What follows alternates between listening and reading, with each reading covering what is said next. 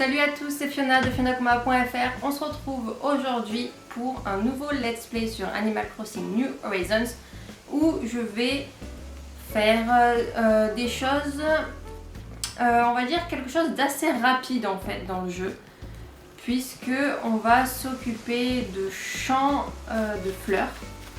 C'est une méthode pour stocker ses fleurs et puis en même temps détourner du coup un peu les fleurs quoi. En plus on a Racine aujourd'hui donc ça aurait été bien intéressant. Oula, attendez, on va aller voir Rosie d'abord. Fiona, faut que tu me rendes un service là tout de suite. Pose pas de questions mais m'acheter une serviette de bain. Vas-y, combien?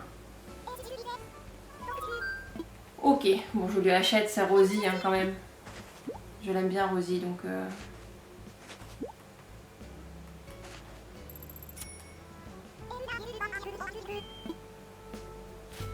On va juste l'essayer pour voir la couleur. Noir, bon d'accord, c'est pas la couleur qui m'intéresse.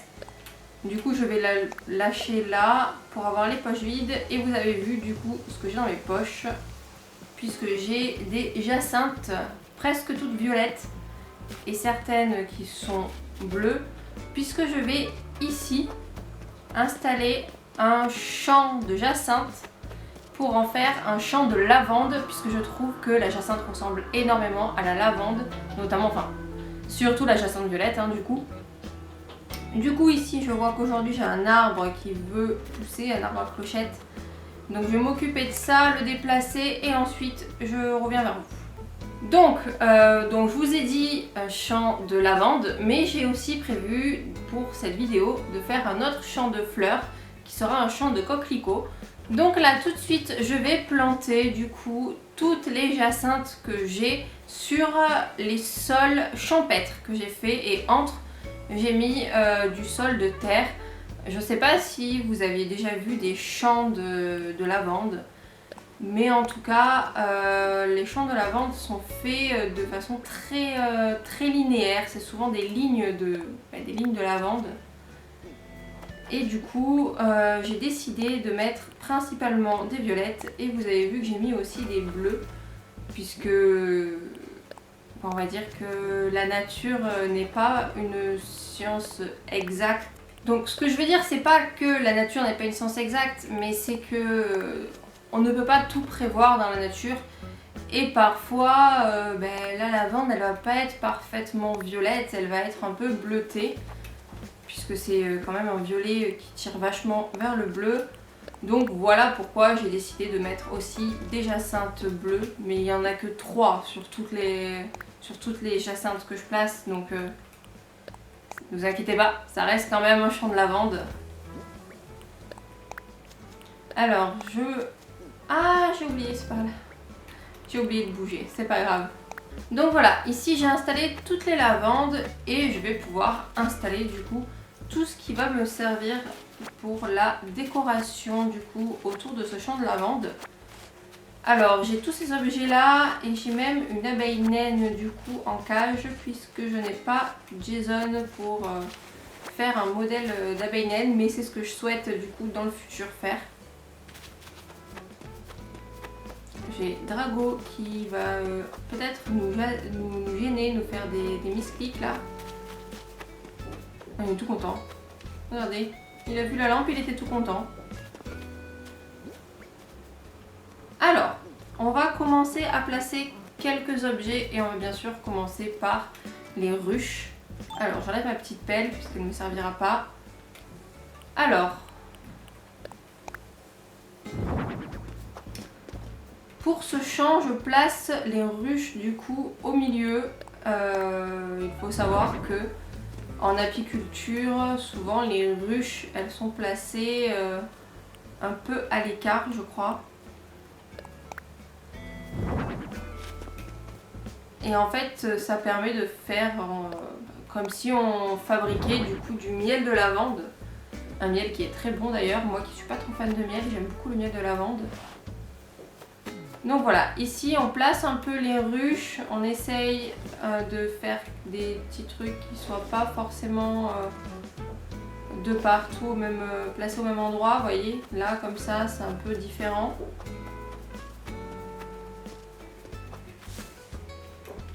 Ici, je vais mettre un petit motif au sol aussi. Vous voyez, je place aussi des motifs au sol en fonction des zones.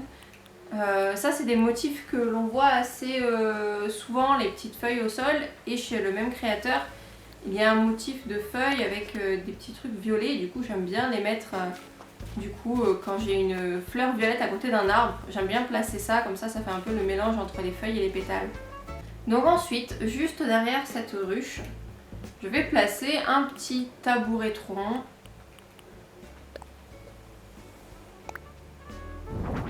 Et c'est sur ce tabouret tronc que je vais placer du coup l'abeille. Et juste en dessous, j'y place du coup des nids de guêpes. Pourquoi je me dis que j'ai pas la place? Normalement j'ai la place. J'ai fait des tests tout à l'heure.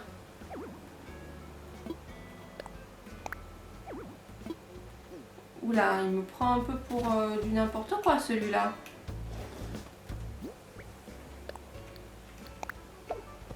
Ah, c'est parce que j'étais entre deux carreaux, d'accord, je comprends mieux pourquoi. C'est pas grave, c'est très bien comme ça. Ici, pour éviter les nuisibles, on va placer un épouvantail. Hop, le voici.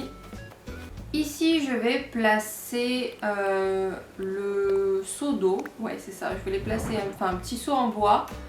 Et juste à côté, je voulais placer le dévidoir. Hop, voilà, un petit dévidoir pour venir arroser du coup toutes les lavandes.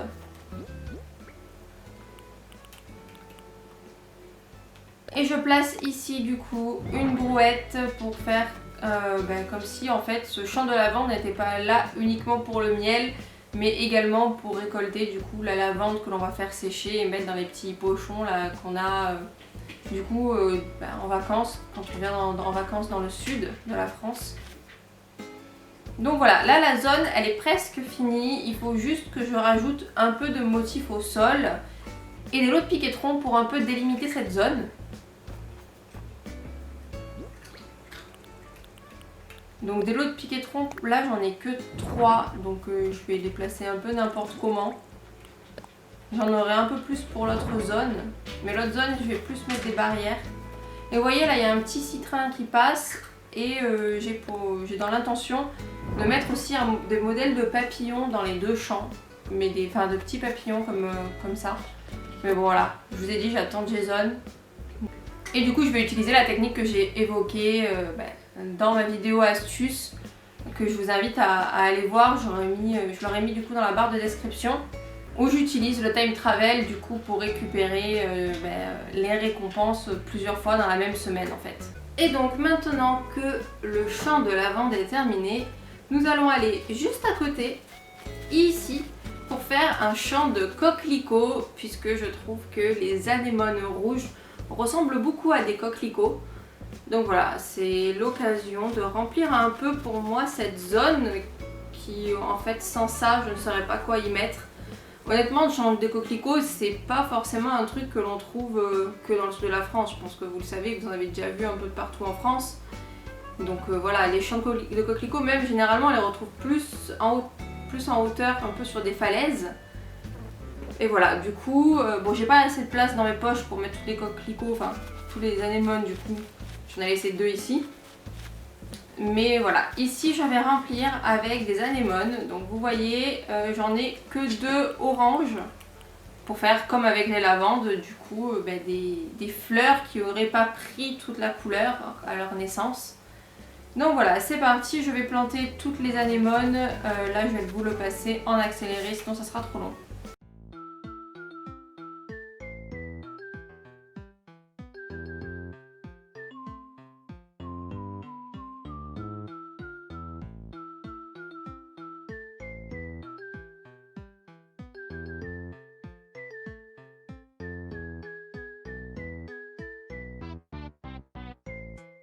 Donc voilà, ici toutes les anémones sont plantées, enfin presque toutes, puisque je vais en récupérer 3 autres que j'avais laissées ici de côté pour les mettre légèrement en dehors, puisque je pense que vous avez déjà remarqué que parfois il y a des petits coquelicots qui sont un peu tout seuls perdus sur les bords de route ou quoi, parce que la graine un peu que que le coquelicot produit est très volatile, du coup elle s'envole et elle fait facilement du coup des coquelicots en dehors de la zone où on l'a planté.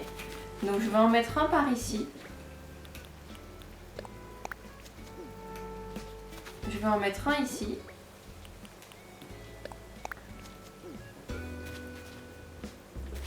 Et le suivant, je sais, peut-être la place de le mettre là. Voilà. Donc on va mettre ça ici. Et là, je vais donc récupérer les objets que je vais mettre du coup dans cette zone, qui sont tous ici. Pas le coquillage bien sûr, mais tous ces objets là, je vais les mettre du coup dans la zone. Alors comme pour le champ de lavande, je vais placer du coup des ruches.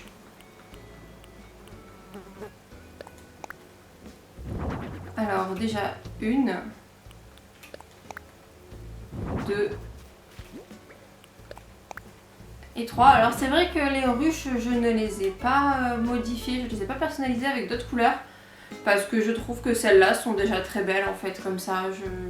Des fois j'ai pas envie de me casser la tête avec la personnalisation des objets. Je trouve que là c'est très bien comme c'est. Il n'y a pas besoin de... Autant il y a des fois ça manque. Hein. Je pense qu'on est tous d'accord qu'il y a des fois la personnalisation manque sur certains objets. Mais là les ruches, par rapport à ce qui est proposé en personnalisation, celles-là elles sont très bien. Ensuite, je vais placer du coup des barrières. J'ai choisi d'utiliser les clôtures lattes verticales parce qu'en fait je ne sais pas quoi utiliser d'autre. Je vais être honnête avec vous, hein, je ne sais pas quoi utiliser d'autre pour cet endroit. Et puis en plus je n'ai encore jamais utilisé ces clôtures. Ah, Stéphane il veut me parler. Oh, il me saoule avec son coco. Moi j'aime bien et voilà comme ça. Continue de dire coco et t'arrêtes de m'embêter. Alors voilà, ici j'ai délimité du coup le champ de coquelicots. Alors je vais retirer une partie des fleurs que j'ai mis peut-être un peu trop devant les ruches, puisque je vais peut-être essayer de mettre certaines choses devant les ruches comme peut-être directement l'abeille.